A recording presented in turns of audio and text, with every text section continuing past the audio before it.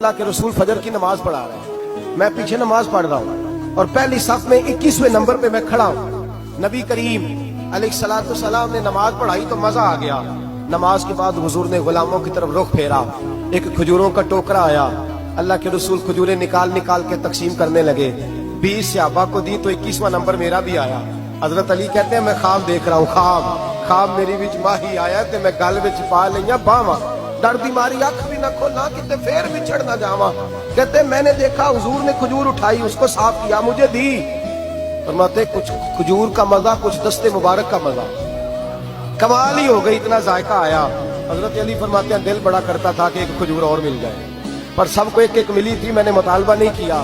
فرماتے ہیں ابھی کھجور کھا ہی رہا تھا کہ مسجد میں اذان کی آواز آئی، میرے دل سے ہاں نکلی کہ یار کبھی تو ٹھہر جاتا نا، تھوڑی دیر کبھی ٹھہر جاتا نا، ذرا ٹھہر جا مؤذن، میرا دل دہل رہا ہے، تو ذرا ٹھہر جاتا۔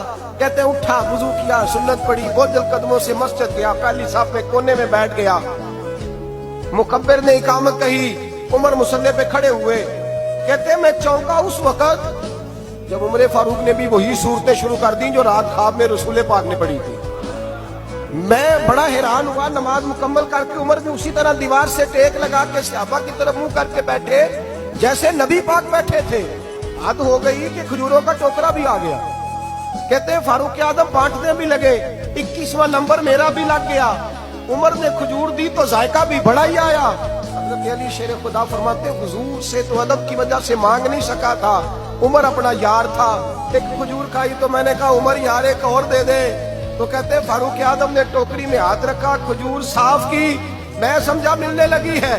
عمر نے صاف کر کے اٹھا کے دوسرے صحابی کو دے کے کہنے لگی علی چپ کر یار، اگر رات کو نبی پاک سے دوسری مانگتا تو میں بھی سویرے تجھے دوسری دے دے۔